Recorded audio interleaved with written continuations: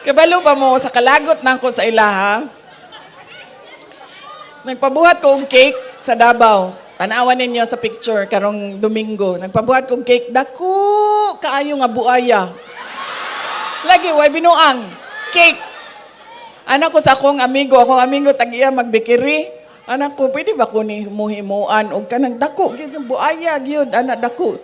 Kaya para magpiesta ang mga tao sa buaya. Kaya nangutana mi sa Crocodile Park, ug naaba sila lechon buaya. Di ba kay ginalechon man ang buaya, no? Yeah, dili na daw sila nagalechon og buaya karon ang Crocodile Park. Wala na daw sila ingana. Moto, nag-istorya-storya mi.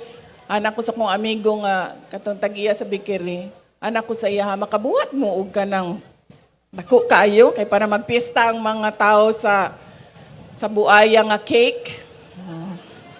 Dako kayo. Kuanto? Kanang amo tong ialay sa mga congressman sa House of Representatives.